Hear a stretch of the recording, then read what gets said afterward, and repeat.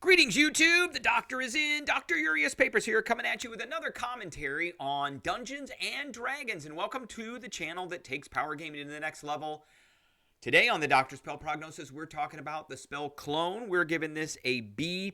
But first, don't forget to hit that subscribe button if you like this video. Hit the like button. If you have any questions or comments, please leave a question or comment. And don't forget to hit that notification bell so you know when I've got another video out. All right, Clone is an 8th level spell that is only usable by wizards, but a bard can get it eventually with magical secrets. It takes an hour to cast. It has a range of touch. It's very important to note that it is not self, it is touch. Verbal, somatic, and material component, which is sort of pricey, but there is a way around this, and we'll talk about that. So it's a diamond worth at least 1,000 gold pieces, at least 1 cubic inch of flesh of the creature that is to be cloned. That's a big chunk of flesh, which is consumed. And then a vessel worth at least 2,000 gold pieces that has a sealable lid and large enough to hold the creature, blah, blah, blah. So, and they give some examples. Okay, so the clone forms inside the vessel used in the spell's casting, and it grows to full size and maturity after 120 days. Stay tuned. Pay attention to this next phrase. You can also choose to have the clone be a younger version of the same creature. Meaning that if your character or the creature is a human that's 95 years old, you could have the clone be 25. The clone remains inert and endures indefinitely as long as its vessel remains undisturbed. So if it's opened before the thing happens, which is in the next paragraph, then it's gone. At any time after the clone matures, which is 120 days, if the original creature dies, its soul transfers to the clone, provided that the soul is free and willing to return. They always put that in there. That's a little caveat for kind of the DM to screw around with some of these spells, like Raise Dead and Resurrection and Revivify. They all have that free and willing to return. The clone is physically identical to the original and has the same personality, memories, and abilities, but none of the original's equipment. It's not necessarily physically identical because you can make it look like a younger version. The original creature's physical remains, if they still exist, become inert and cannot thereafter be restored to life since the creature's soul is elsewhere. All right. So I'm giving this one a B+ because this actually is a really good player spell out of combat. It's a contingency spell for survival.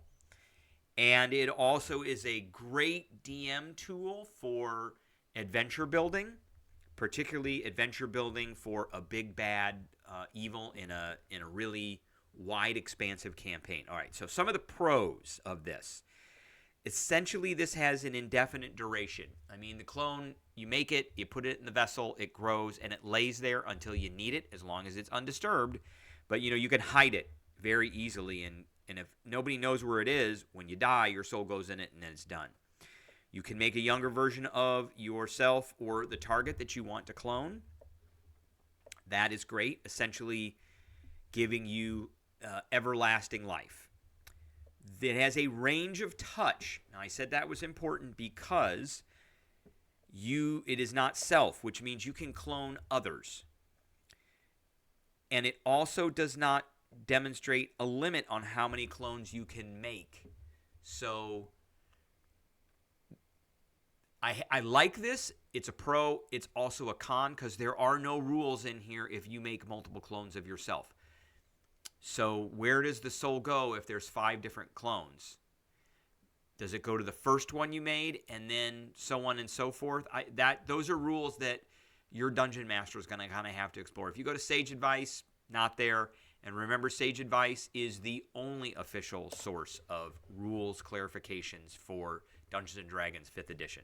So there is that. So, but there is no limit in here on how many clones you could make. So you could clone yourself, you could clone a friend, you could clone another friend, you can clone an animal companion, etc., etc. So clones have all the same abilities as you, except you can make them younger. And because of that, it just says if the original creature dies. It doesn't say how. It just says if it dies. Dying from old age is if it dies, which means the soul goes, and if it's a younger version, it goes in there, and basically you are now immortal. So I have a question mark next to that. Depends on your DM. All right. Some cons to the spell. It's got a 1 hour casting time, so this is not something you're going to be casting in combat. It has a pretty hefty material cost, which is very specific, but we're going to talk about how to get around that. It has 120 germination time, so if you happen to die before the clone matures, doesn't happen, and you've wasted your spell, and you may have wasted some of these materials. There are no rules for multiple clones, so this is something that's going to have some table variation depending on the dungeon master. The way I would play this is there are no rules for it, and it doesn't say you can't do it. So players and NPCs alike could have multiple clones. There's no you don't appear with your items. So if your characters, especially since they're casting 8th level spells now, they're high enough level that they could have some maybe legendary items. Those things are unique. They're ones of a kind. You know, your clone's not gonna appear with it when you die. So there is that. And the clone is defenseless. So if an enemy finds out where your clone is hidden, then they could come and take it out. Now, that is also kind of a hook, line, and sinker for an adventure as well.